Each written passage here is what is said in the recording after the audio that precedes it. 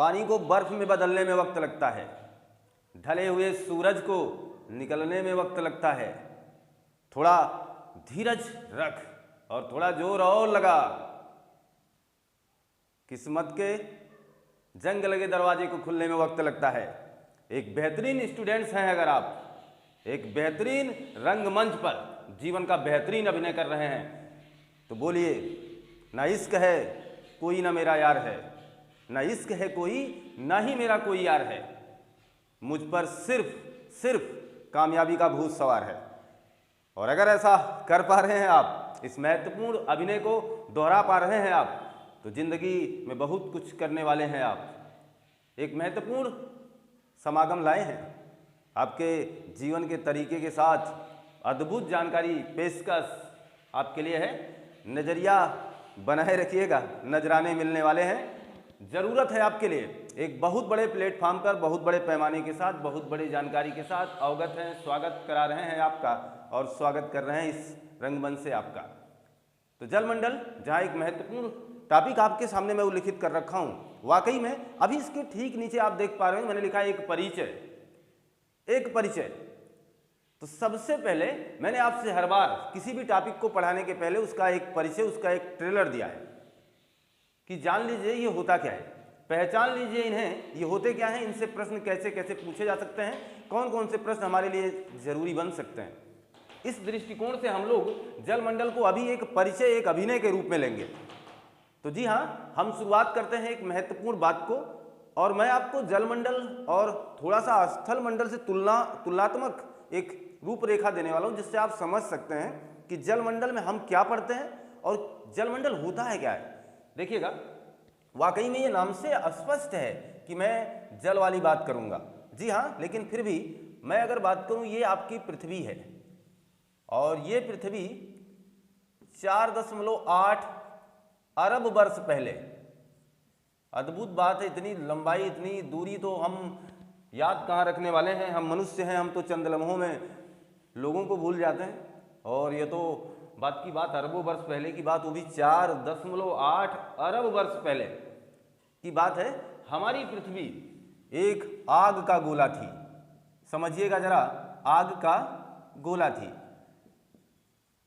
आग का गोला थी। जिन्हें भूगोल जैसे महत्वपूर्ण विषय से थोड़ी बहुत डर होगी, चिढ़ होगी, वो मिट जाएगा। केवल एहसास बनाइए, सब कुछ समझ में आएगा। 4.8 अरब वर्ष पहले जिस धरा पर हम रहे हैं और जिस पर हम रह रहे हैं, वाकई में वो एक आग का गोला थी। तो जीवन तो रहा नहीं होगा भाई, आग पे कौन रह सकता है। तो 4.8 अरब वर्ष पहले ये आग का गोला थी।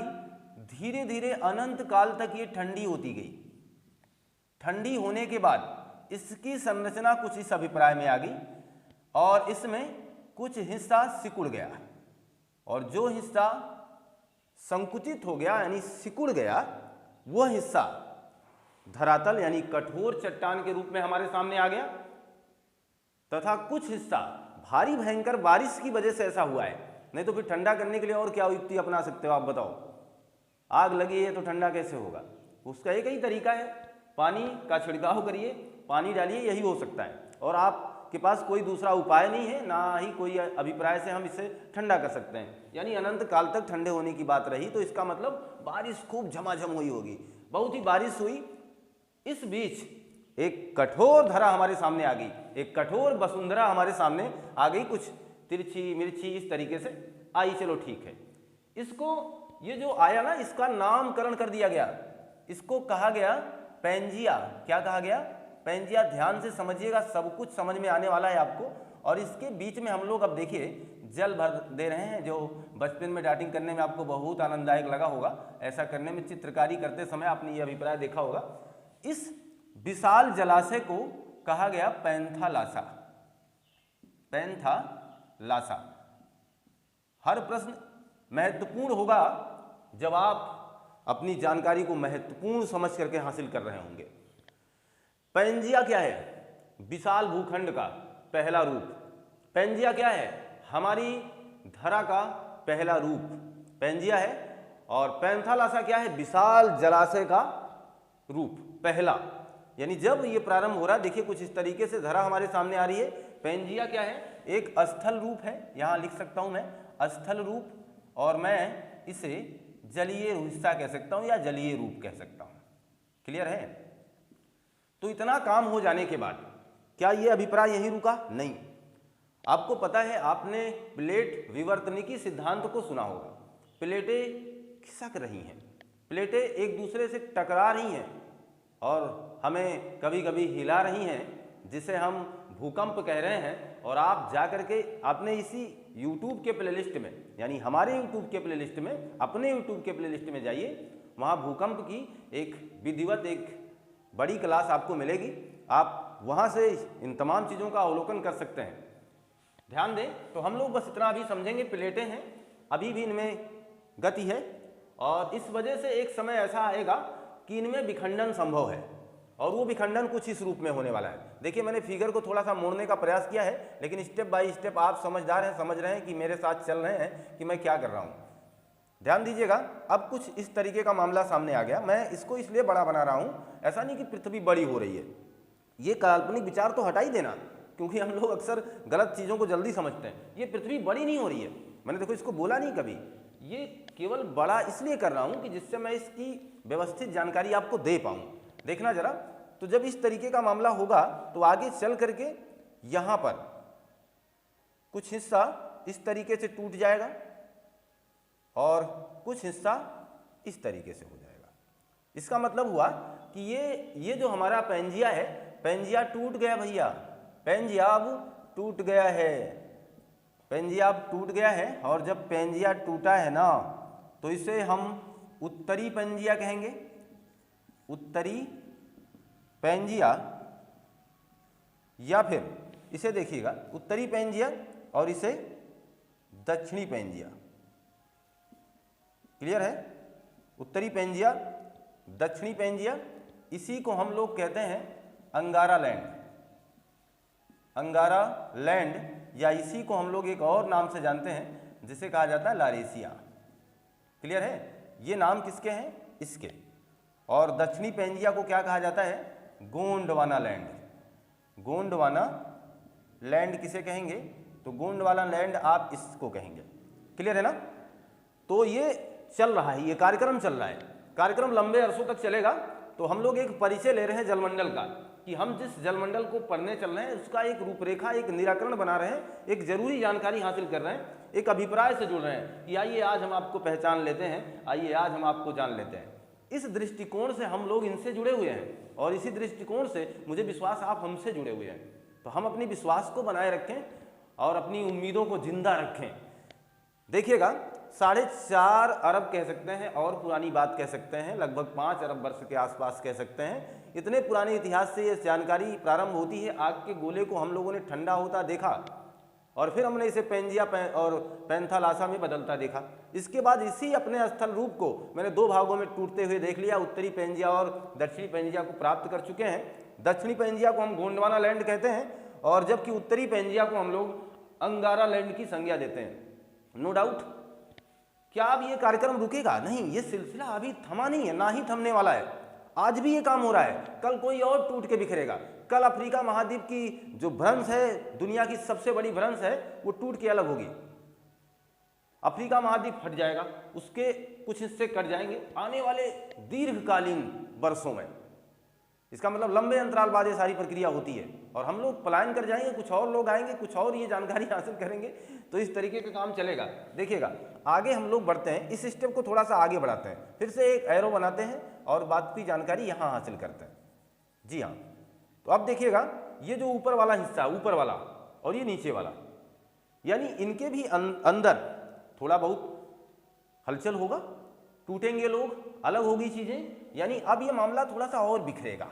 जी हाँ, तो जब और ये बिखरेगा तो यहाँ पर कुछ इस तरीके की संरचना आपको देखने को मिलेगी। एक तो ये हो जाएगा, एक तो इस तरीके की एक संरचना मिल जाएगी आपको, ये हो जाएगा। और यहाँ देखिएगा, फिर आपको संरचना ऐसे छोटे छोटे कई टुकड़े मिल जाएंगे आपको इस तरीके के। तो यानी अब हमारा ये जो पेंजिया यानी अंगारा लैंड है, ये टूट गया, यानी इसके और विखंडन हो गए। इन प्लेटों में दरारें पड़ी, ये प्लेटें एक दूसरे से दूर भगी और ये जो जल है, अब जल के कई हिस्से कहीं किसी तरीके से हो जाएंगे ना अब, क्योंकि जो जलाशय अब तक हमें कुछ अलग रूप में दिख रहा था, अब यही जलाशय हमें फिर अलग रूप में दिखेगा और दिख भी रहा है। तो ये जलाशय कुछ इस तरीके से लिख गया। और अब तक तो बातें आपके सामने समझ में आ गई होंगी आपको बिल्कुल कि मैं क्या कर रहा हूँ, क्या बातें कर रहा हूँ आपके साथ। और ये चीज़ें बिल्कुल आपको समझाने में या आपको बताने में मुझे बिल्कुल संकोच नहीं हो रहा है, क्योंकि मुझे विश्वास है कि आपको बहुत ही अच्छे ढंग से ये सारी चीज़ें क्लियर हो रही होंगी। अगर ऐसा कर पा रहे हैं तो बेहतर है, और आपका वही काम है कि आप ध्यान एकाग्रचित होकर के बने रहें। समझ में आ रही चीज़ें तो लाइक करें और ये सारा काम चलते रहे। कोई दिक्कत हो, कोई संशय दुविधा हो तो कमेंट बॉक्स खाली है, आप उसमें कमेंट करें। ये चीज़ें आपके सामने है। मैंने कहा कि ये व्यवस्था आगे बढ़ेगी, और यही व्यवस्था जो पिछले अतीत कालों से चली आ रही थी वो व्यवस्था आगे बढ़ रही है। इसने इसे कई भागों में तोड़ दिया है। अब देखना, ये मामला मैं ऐसे ही आपको बता रहा हूँ, फिर आप समझ सकते हैं। ये हो गया उत्तरी अमेरिका, यानी अब हमारे महाद्वीपों ने जन्म ले लिया। महाद्वीप किसे कहते हैं? विशाल भूखंड। देखना, महाद्वीप किसे कहते हैं? बहरहाल महाद्वीप की टॉपिक आएगी तो भी इस पर चर्चा विस्तृत होगी, उसका भी परिचय दिया जाएगा। महाद्वीप विशाल भूखंड जो चारों तरफ जल से घिरा हो, महाद्वीप कहलाता है। क्लियर है ना? तो अब आप देख पा रहे हैं उत्तरी अमेरिका बन गया, और इसके ठीक बाद यहां यूरेशिया बन गया। यूरेशिया का मतलब यूरोप और एशिया से है। यूरोप भी है इसमें और इसमें एशिया भी है। आपको जानकारी मिलेगी आगे चल करके कि रूस किस तरह एशिया और यूरोप दोनों में अपनी भागीदारी निभाता है। रूस दुनिया का क्षेत्रफल में सबसे बड़ा देश कहलाता है। ये जानकारी आपको आगे क्लियरिटी मिलेगी। बहरहाल अभी इतनी जानकारी हासिल करें। उत्तरी अमेरिका, यूरोप और एशिया, क्लियर है? इधर आप आइएगा तो आपको दक्षिणी अमेरिका मिल जाएगा, दक्षिणी अमेरिका मिल जाएगा। क्लियर है? आपको अंटार्कटिका मिल जाएगा, अंटार्कटिका मिल जाएगा। क्लियर? आपको ऑस्ट्रेलिया मिल जाएगा, और यहाँ ये जो मैंने बड़ा करके दिखाया हुआ है आपको, ऐसा नहीं कि बस इतना ही है, और इसमें आपको महाद्वीप अब और फिक्स कर लेने हैं। फिक्स करने का तरीका कुछ इस तरीके से मैं कर दे रहा हूँ, और बीच में आपको दिखा दे रहा हूँ। यहाँ मिल गया आपको अफ्रीका, अफ्रीका महाद्वीप मिल गया। तो ये चीज़ें आपके सामने आ रही हैं, उत्तरी अमेरिका। और आप देख पा रहे होंगे कि जो सिस्टम बना हुआ है वो तरीका आपके सामने है। तो दक्षिणी America, Antarctica, Australia, Africa, Europe, Asia, उत्तरी अमेरिका, आपके सामने सातों महाद्वीप के नामकरण हो चुके हैं। और इन्हीं महाद्वीपों को हमें आगे चल करके पढ़ना है। परंतु हम लोग पढ़ रहे हैं जलमंडल, हम लोग जानकारी हासिल कर रहे हैं जलमंडल के बारे में। तो हमें इस विशेष अभिप्राय से भी कुछ लेना देना नहीं है। हमारा काम केवल है जलमंडल से परिचित होना। तो जलमंडल के अंतर्गत हम क्या पढ़ेंगे, क्योंकि अभी अभी हम कुछ समय पहले वायुमंडल की बहुत ही महत्वपूर्ण क्लासों का अध्ययन करके आगे बढ़ रहे हैं। तो हम मंडलों की बात कर रहे हैं। वायुमंडल के बाद जलमंडल आपके स्क्रीन पर क्रम से चला रहे हैं। जलमंडल के बाद आपके स्क्रीन पर स्थल मंडल आएगा, उसका इंतजार आपको बेसब्री से करना भी चाहिए, रहेगा भी। ध्यान दीजिए, अब यहाँ मैं काम क्या करूँगा। अब ये जो प्रक्रिया बन चुकी, महाद्वीप हमारे सामने हमारे स्क्रीन पर आ चुके, इन बातों को बिल्कुल अलग तरीके से अब हम लेने वाले हैं। अब ये जानकारी देखिएगा, ये जो सारा मामला रहा, एक और महत्वपूर्ण बात तो देखो अभी हमने किया ही नहीं। यहाँ से इसी अफ्रीका महाद्वीप से, ध्यान देना, जहाँ मैं ये एरो का निशान लगा रहा हूँ, इस बात को बहुत ही मन से सुने रहिएगा। जब आपको महाद्वीप पढ़ाएंगे, महाद्वीप की जानकारी आपके स्क्रीन पर साझा करेंगे, तभी आपके लिए बहुत ही महत्वपूर्ण होगी बात क्या, इस जगह से, अफ्रीका महाद्वीप से हमारा प्रायद्वीपीय भारत अलग हुआ है। कहां से? अफ्रीका महाद्वीप से। प्रायद्वीपीय भारत क्या है? प्रायद्वीपीय भारत का मतलब वो भूखंड जो तीन तरफ जल से घिरा हो, इस संरचना को प्रायद्वीप कहते हैं। तो आप अपने भारत को नक्शे में देखोगे ना, तो कुछ इस तरीके की जो संरचना है, उसके गुजरात से लेकर के आप इधर तक चले आइएगा, उड़ीसा वगैरह तक, तो आपको एक तटीय इलाका मिलेगा जिसके आसपास जलाशय मिलेंगे। इसका मतलब है कि हमारा भारत कुछ इस तरीके की संरचना में है, जिसके तीनों तरफ इधर से जल, इधर से जल, इधर से जल है। इसलिए इसे प्रायद्वीपीय रूप इसने धारण कर लिया है, इसीलिए इसे प्रायद्वीपीय भारत कहा जा रहा है। ये जानकारी आपके सामने क्लियर हो चुकी होगी। अब ध्यान दीजिएगा, मेरे प्रश्न आपसे क्या क्या हो सकते हैं, यानी मेरे नहीं, आपके एग्जामिनर के प्रश्न आपसे क्या क्या हो सकते हैं, देखिएगा। और बहुत ही इंपॉर्टेंट प्रश्न तो यही है कि प्रायद्वीपीय भारत किसका हिस्सा है, प्रायद्वीपीय भारत किसका भाग है। तो पहली बात तो अफ्रीका महाद्वीप से, जैसी वैकल्पिक व्यवस्था है इस हिसाब से चुनाव कर रहे हैं। ये महाद्वीप वगैरह का चक्कर ही नहीं है, चक्कर तो इनका है। किसका? उसने कहा कि बताना मुझे ये अंगारा लैंड का भाग है कि गोंडवाना लैंड का भाग है। मजेदार स्पेस ये है कि हम किसे अंगारा लैंड में शामिल करेंगे और किसे गोंडवाना लैंड में शामिल करेंगे। ये जानकारी बहुत ही जरूरी थी, क्योंकि अंगारा लैंड इसको बोला गया है, इसको गोंडवाना बोला गया है, और ये जो पूरा अभी जलाशय है इसी को टेथिस सागर बोला गया है। टेथिस सागर, क्लियर है? इसको टेथिस सागर आप बोल रहे हैं। ये इस भूखंड को अंगारा लैंड बोल रहा हूं, देखना, इस भूखंड को गोंडवाना लैंड बोल रहा हूं। अब मैं कह रहा हूं कि इन महाद्वीपों के विस्तृत चक्र में हमारा प्रायद्वीपीय भारत किस लैंड का हिस्सा है, किस लैंड का। यह प्रश्न आपके एग्जाम में आ चुका है, इसलिए इस पर चर्चा कर रहा हूं।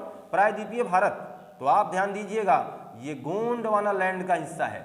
गोंडवाना लैंड, गोंडवाना लैंड का हिस्सा हमारा भारत है और इससे टूट करके अलग हुआ है। और आप ध्यान दे सकते हैं, दक्षिणी अमेरिका, अंटार्कटिका, ऑस्ट्रेलिया, प्रायद्वीपीय भारत, अफ्रीका, ये इतने हिस्से, ये सब गोंडवाना लैंड के अंतर्गत आएंगे, इसीलिए इसे गोंडवाना लैंड के आसपास लिखा है हमने। और ये वाले, ये आपके अंगारा लैंड के अंतर्गत आएंगे, ये वाले हिस्से। क्लियर है? ये तो आपको फिगर से ही समझ में आ रहा होगा कि चीज़ों की जानकारी किस तरीके से हमें हासिल करनी है ना? बेहतरीन। तो बातों को बिल्कुल बहुत टफ नहीं होता ही है, आसानी से अगर हम चीज़ों को अध्ययन कर रहे हैं, आसानी से उसको ग्रहण कर रहे हैं और उस पर अपने साथ कोई प्रेशराइज नहीं कर रहे हैं या अपने आप को प्रेशर में डाल नहीं रहे हैं, तो मेरा मानना है चीज़ें सहजता से हम तक पहुंचती हैं और हम उन्हें हासिल कर सकते हैं। हम लोग अगर देखिए इस पूरी कहानी का रिकैप लें तो 2 मिनट का काम है। मिनट का काम कैसे? 4.5 अरब या 5 अरब वर्ष पहले पृथ्वी एक आग का गोला थी। विशाल बारिश के बाद धीरे धीरे वो पृथ्वी ठंडा होने लगी। उसमें एक संरचना बन गई जिसे कठोर कहा। उस कठोर संरचना को आगे चल करके हम लोग अपने पढ़ते हैं महाद्वीपों में। उस कठोर संरचना को उस समय कहा गया पैंजिया। पूरे जलाशय को कहा गया पैंथालासा। पैंजिया आगे चल करके अंगारा लैंड और गोंडवाना लैंड में टूटता है और इसी विशाल जलाशय का एक और नाम होता है टेथिस सागर कहा जाता है। ये प्रक्रिया लगातार अनुरोध चल रही है और आगे चल करके आप देख रहे हैं अंगारा लैंड ने उत्तरी अमेरिका यूरेशिया को जन्म दे दिया है और गोंडवाना लैंड ने दक्षिण अमेरिका, अंटार्कटिका, ऑस्ट्रेलिया, प्रायद्वीपीय भारत और अफ्रीका को जन्म दे दिया है।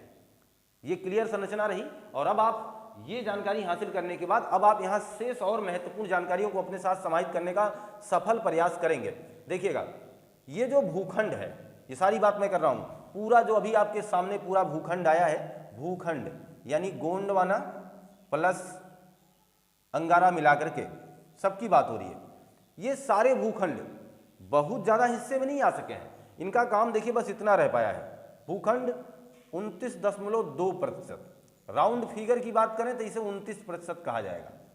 क्लियर?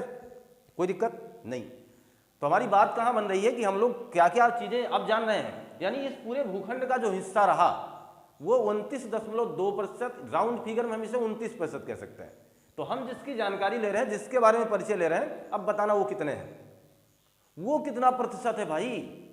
तो अब आपके जवाब होंगे सर इस हिसाब से तो 71% होना चाहिए। जी हाँ, तो अगर हम अपने जल मंडल की यानी अपने पैंथालासा की यानी अपने टेथिस सागर की बात करें तो अब इसका पूरा मामला आएगा, जल मंडल की बात कर रहे हैं हम, तो ये होगा 70.8%। ठीक है, क्लियर है। और हम इसे राउंड फिगर में कितना कह सकते हैं, 71% तो कह ही सकते हैं, कोई दिक्कत नहीं।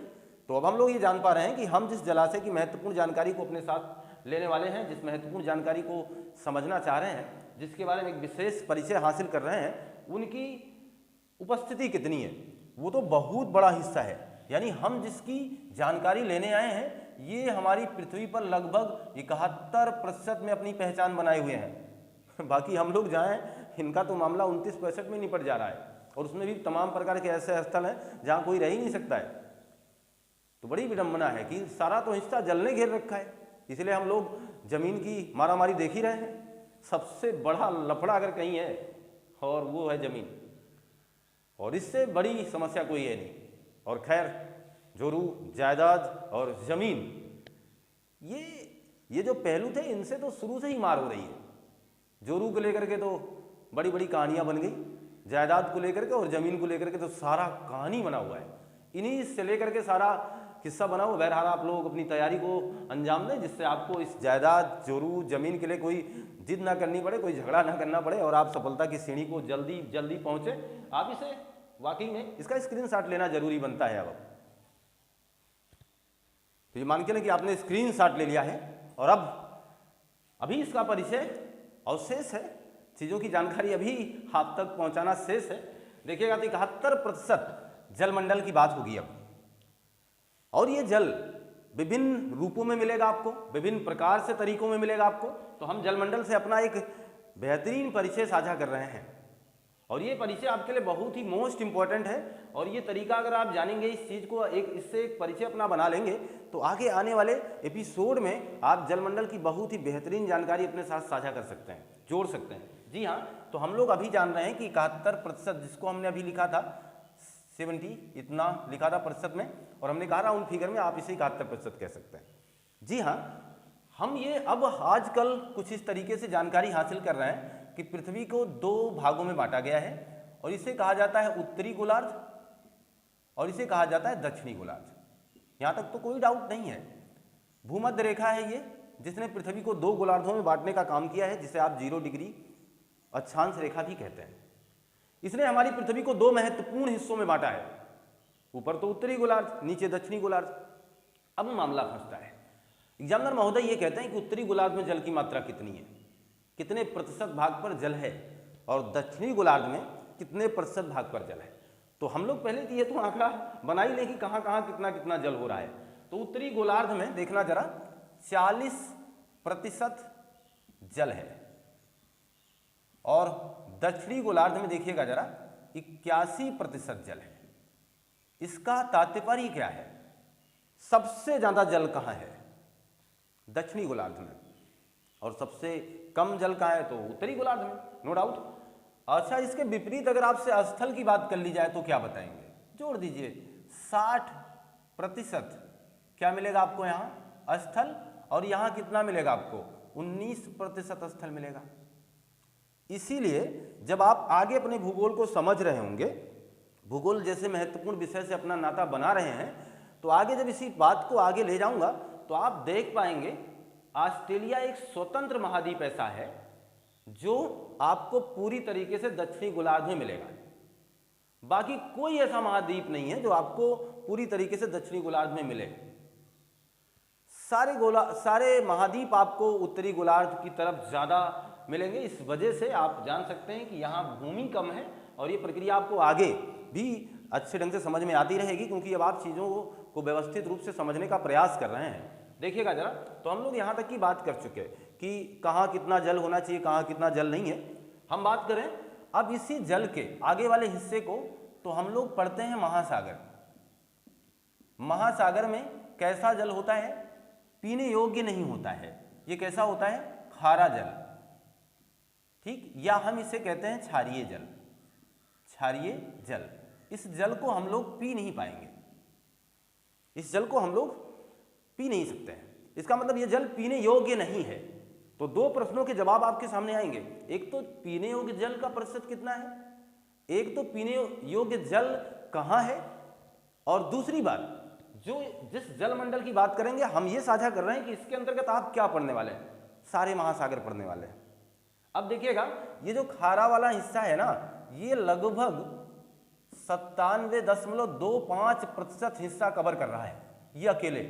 ये तो अद्भुत बात है। और इतना जल, ये तो पीने योग्य है ही नहीं, ये पीने योग्य है ही नहीं। सोचो जरा, एक काल्पनिक विचार अपने अंदर लाइए। हमेशा कहा जाता है जल ही जीवन है, जल की रक्षा करें, जल को सेव रखें, जिससे आने वाली पीढ़ी के लिए जलीय संकट ना हो। सुना कि नहीं? बार बार ये बात आई कि नहीं आई? जबकि आपको पता 71% तो जल है, कितना पानी पियोगे आप, है ना? लेकिन फिर भी आप उस बात को अब यहाँ से समझेंगे। जो 71% जल है ना, उसको 100% मान लीजिए कि जल की बात कर रहे हैं। तो उस पृथ्वी पर 71% जो जल था, अगर हम केवल जल के अभिप्राय में लें और उसे 100% मान के चलें कि मान लो इतना जल है, उस जल का इतना तो पीने योग्य ही नहीं है, ये कठिन बात है। इसका मतलब हमारा दृष्टिकोण अब बनना चाहिए बहुत ही कम मात्रा है जो हम पी सकते हैं। अगर बारिश नहीं हुई, दुनिया का सबसे स्वच्छ पानी वर्षा का होता है। वो अलग बात है कि आपने वायुमंडल को, आपने नेचर को गंदा कर रखा है, ये दोष मत देना, नेचर को मत देना, क्योंकि नेचर ने हमें बहुत कुछ दिया है और हमने शायद उसे कुछ ही ना दिया हो। और शायद क्या, कुछ दिया ही नहीं है। इस मानव ने तो कुछ नहीं दिया है सिवाय बिगाड़ने को। तो नेचर ने तो वर्षा का शुद्ध पेयजल हमें देने का प्रयास किया है, क्योंकि आपको पता है कि जो वाष्प बन करके संघनित होने के बाद वर्षा की बूंदें आते हैं, अगर वो अम्लीय ना हो, अम्ल वर्षा ना हो, ताजमहल जैसे विशाल भू आकृति को, विशाल संरचना को, विशाल बनावट को जो क्षति पहुंचा सकती हो, मानवीय जीवन को कितना संकट में डाल सकती है, इस बात से आप अवगत हैं। यहाँ देखिएगा तो हम लोग ये मान के चल रहे हैं कि 97.25% महासागर का जल है और हम इस जल के बारे में विस्तृत जानकारी हासिल करेंगे। महासागरों की संख्या जिन्हें हम 5 समझते हैं, जिसमें सबसे बड़ा महासागर प्रशांत को कहा जाता है, ऐसे सारे महासागरों पर एक बेहतरीन टिप्पणी लेकर के आएंगे और बेहतरीन जानकारी आपको साझा की जाएगी। तो प्रशांत महासागर, इसमें कौन कौन से महासागर आपको पढ़ाए जाएंगे या समझना है, तो इसके हिस्से आएंगे प्रशांत महासागर में। एक तो प्रशांत महासागर, दूसरा हो गया हिंद महासागर, हिंद महासागर, अटलांटिक महासागर, अटलांटिक महासागर, ये तो आपने बचपन में जरूर पढ़ा होगा। अटलांटिक महासागर, प्रशांत हो गया, हिंद हो गया, अटलांटिक हो गया, और 2 बिल्कुल अलग महासागर हैं, इनकी भी अलग जानकारी आपको दी जाएगी। एक आर्कटिक है, जिसे हम उत्तरी महासागर कह सकते हैं। आर्कटिक को क्या कह सकते हैं? उत्तरी महासागर। और एक है आपका अंटार्कटिक, हम इसे कह सकते हैं दक्षिणी महासागर। अंटार्कटिक को आपने महाद्वीप में भी देखा कि नहीं देखा? तो आप कह सकते हो कि सर अंटार्कटिक नाम का महासागर भी आप बता रहे हैं और अंटार्कटिक नाम का आप महाद्वीप भी बता रहे हैं। ऐसी बारीकियों को पकड़ना ही एक स्टूडेंट की सबसे बड़ी कारीगरी होती है। ऐसी बारीकियों को जान लेना ही आपका सबसे बड़ा क्वेश्चन होता है। ये नहीं कि सर प्रशांत महासागर को सबसे पहले किसने देखा था, प्रशांत महासागर में सबसे पहले कौन तैरा था, ये जानकारी कहीं कम आपके लिए उपयोगी साबित होती है, लेकिन आप ऐसे ऊट पटांग सवालों पर अपना जीवन व्यर्थ कर रहे होते हैं। जबकि मजेदार प्रश्न ये था, अंटार्कटिक महासागर है और अंटार्कटिक महाद्वीप भी कैसे? तो देखिएगा, अंटार्कटिक वाकई में ये एक जलाशय है जो बर्फ की संरचना से बर्फ की चादर ओढ़े हुए सिमटा हुआ। यहाँ निर्जन स्थान है, यहाँ कोई रहता वगैरह नहीं है। कुछ शोध संस्थान यहाँ बनाए गए हैं, आपके भारत के भी गंगोत्री शोध संस्थान, यमुनोत्री वगैरह, जैसे मैं इसकी बात करूँगा बाद में, नहीं तो ये लंबी चीज़ें वहाँ जाएंगी, अभी हमारा परिचय कहीं और से है। तो अंटार्कटिक महासागर की हम बात कर रहे हैं। अंटार्कटिक महासागर वाकई में एक चलिए द्वीप है या चलिए महाद्वीप है, क्योंकि ये अपने रूप को बदलता रहता है। कभी ये कुछ दूरी में जलाशय बन जाता है और कहीं कहीं ये कभी कभार ये किस तरीके से केवल बर्फ की मजबूत चट्टानों के साथ हमारे सामने पेश होता है। तो जाने दीजिए, आप ये समझ जाइए। तो हम इन पांचों को पढ़ेंगे, इन 5 महासागरों की पूरी जानकारी हासिल करेंगे। क्लियर है? और महासागर आप किसे कहते हैं? महासागर में आपने देखा कि इतना प्रतिशत जल है जो कि हमारे पीने योग्य ही नहीं है। और महासागर आप किसे कहोगे? ध्यान से सुनिएगा, विशाल जलाशय, विशाल जलाशय, मैं कह रहा हूं बहुत बड़ा जलाशय जिसका कोई और छोर हमें पता ना हो, जिसका हमें कोई छोर पता ना हो, उसे हम महासागर कहते हैं। क्या कहते हैं? महासागर। एक छोटी जानकारी आपके साथ शेयर हो रही है, क्या नहीं इसके पास? छोर नहीं है। छोर का मतलब कोई और नहीं है, आप इसे देखते चले जाइए, इसका अंत नहीं है। अगली बात देखिए, इसी महासागर से आगे आप बढ़ेंगे तो आपको सागर मिल जाएंगे। सागर, और ये जो सागर हैं किसे कहेंगे? सागर भी इसी महासागर का ही तो रूप है। विशाल जलाशय का वह हिस्सा जिसका कोई ना कोई छोर, ये लीजिए ध्यान से सुनिए, विशाल जलाशय का वह हिस्सा जिसका कोई ना कोई छोर किसी धरा को स्पर्श कर रहा है, किसी भूमि को टच कर रहा है, सागर कहलाएगा। विशाल जलाशय का वह हिस्सा जो किसी भूमि के किसी छोर को टच कर रहा है, क्या कहलाएगा? सागर। यानी छोर को छुएंगे भैया, ये छोर टच कर रहे हैं, छोर क्या लिखते हैं हम? छोर को छू रहे हैं, ठीक है। चलिए जाने दीजिए। आप इस बात को समझ गए होंगे अब। यानी मेरा कहना था एक बहुत बड़ा जलाशय हो, आप इसे देखते चले जाएं, इसका अंत ना हो। एक ऐसा जलाशय आए जिसके एक तरफ कहीं ना कहीं धरती हो, धरा हो, ये इसको टच करता दिखे, उसे आप सागर कह दीजिए।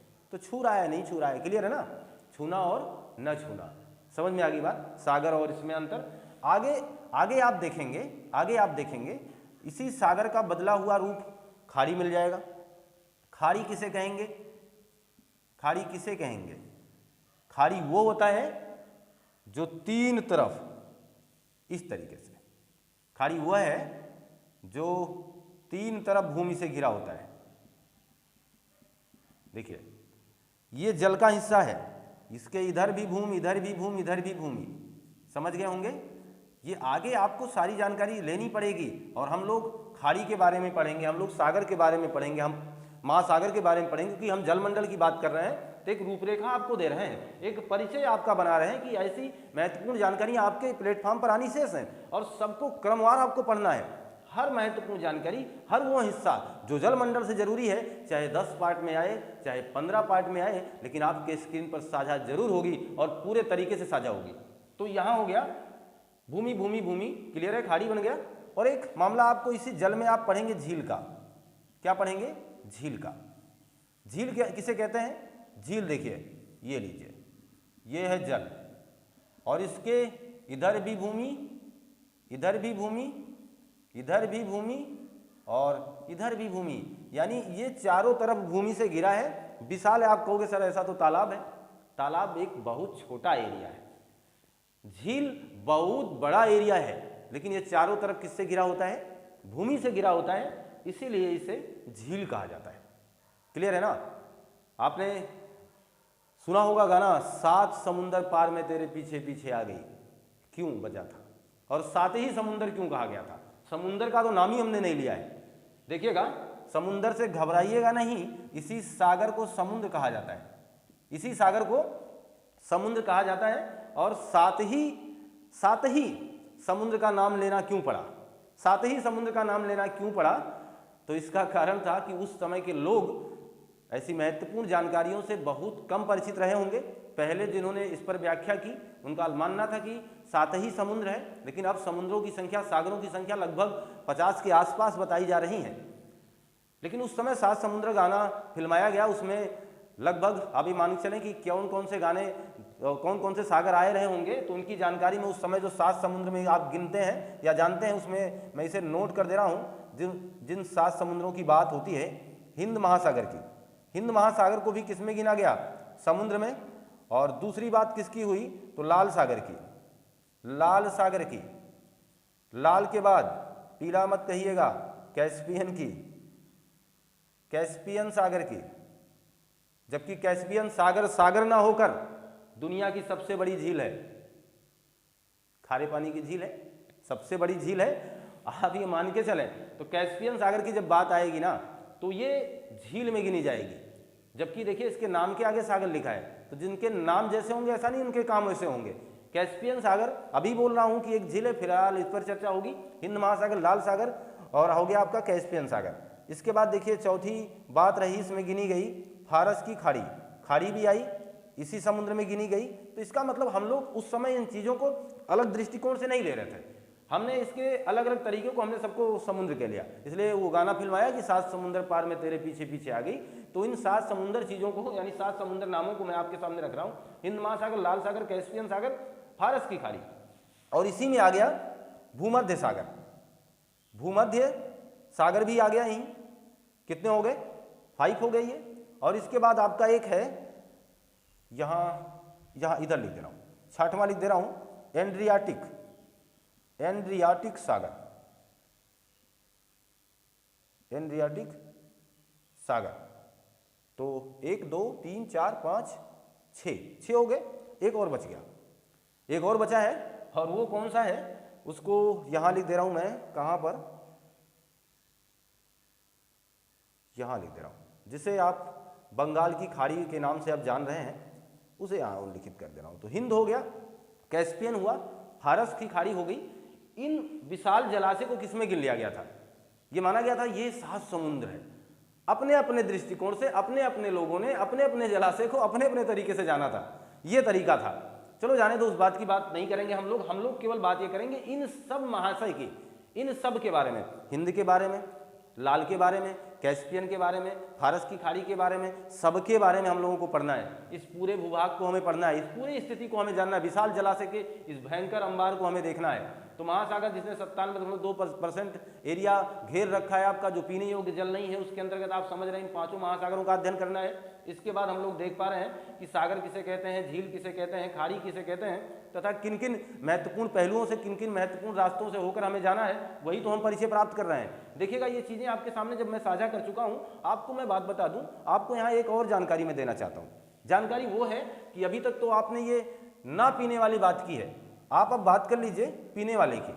तो पीने वाला जल, पीने वाला हिस्सा, पीने वाला जल कितना प्रतिशत होगा ये बताइएगा हमें। तो जब आप इतना एरिया घेर रखें तो ये तो आप कम आएंगे ना, 2.75। लेकिन इसमें भी बहुत सा एरिया ग्लेशियर के रूप में है। ग्लेशियर यानी बर्फ की चलती हुई चादर, चलती हुई चादर, ग्लेशियर यानी हिमनद। क्लियर है? ये हो गया। ग्लेशियर यानी बर्फ का जमाव या बर्फ का जमा हुआ चट्टान है। ये कुछ कुछ समय पे पिघल सकता है। ग्लोबल वार्मिंग यानी आपके धरती का तापमान, टेम्परेचर जो बढ़ रहा है, इसकी वजह से वैज्ञानिक लगातार देखिए अपने चिंताजनक बयानों से आपसे मुखातिब होते रहे। उन्होंने कहा है कि ग्लेशियर पिघल जाएगी तो पूरा सभ्यता बन जाएगी। सभ्यता यानी सिंधु घाटी सभ्यता किसी सभ्यता में विलीन हो जाएगा, फिर आने वाली संरचना इसे देखेगी और खोद खोद करके हमें जब निकालेगी तो हमारे साथ से तमाम प्रकार की चीज़ों को वो रख रही होगी, मोबाइल, ये सारी बातें। अरे तो वो जानेगा कि कितने डेवलप थे हम लोग। लेकिन ऐसा ना हो, ऐसी व्यवस्था ना हो, इसलिए बार बार ये कहा जाता है कि ग्लोबल वार्मिंग ना किया जाए, यानी तापमान धरती का बढ़ने से रोका जाए। जी हाँ, तो ये ग्लेशियर है। और ये ग्लेशियर भैया, ये जो बर्फ की चादरें हैं ना, इन्होंने बहुत बड़ा काम कर लिया है। 2.3 से लगा करके 2.4% तक हिस्सा ये कवर कर रहे हैं। इस हिसाब से 0.5 से लेकर के 0.6% जल ही जो नदी में, तालाब में आदि जगह हमको मिलता है, यही हमारे पीने योग्य है। भूमिगत जल के रूप में रहता है, यही हमारे पीने योग्य है। यानी 1% से कम जल हमारे पास है पीने के लिए। 1% से कम जल है, यानी उस पूरे 71% में केवल 1% मामला, यानी पूरे 100% जल की बात करें तो उसमें केवल 1% दायरा भी नहीं हमारे पास है। और जल के बगैर जीवित रहना मुश्किल है, मुश्किल ही नहीं, असंभव है।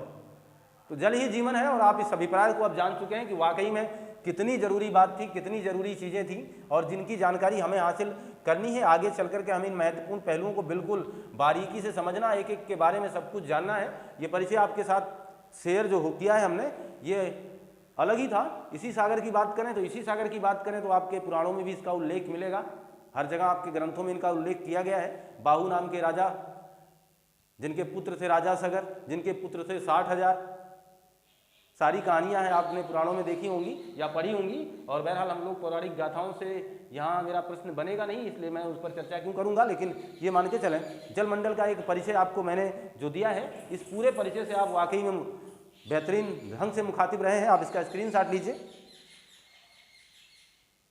तो ये मान के चले हम कि आप पूरे तरीके से इस महत्वपूर्ण कंटेंट से अवगत हो गए हैं, पूरी जानकारी आप ले चुके हैं। संपूर्ण बातों को मैं आप तक शेयर कर चुका हूं, आप सारी बातों को बाबत जान चुके हैं और ये कंटेंट आपको अच्छा लग चुका है। जी हाँ, अगर अच्छा लगा है तो लाइक शेयर सब्सक्राइब करना मत भूलिए। लाइक करिए, दोस्तों को जोड़िए, ज़्यादा से ज़्यादा लोगों को जोड़िए और अपने इस महत्वपूर्ण कंटेंट का, अपने इस महत्वपूर्ण प्लेटफॉर्म का मजा लीजिए। मिलते हैं हम आपसे नए कंटेंट में। पढ़ते रहिएगा, स्वस्थ रहिए, मस्त रहिए, खुशहाल रहिए। आपका दिन शुभ हो। आपको बहुत बहुत धन्यवाद।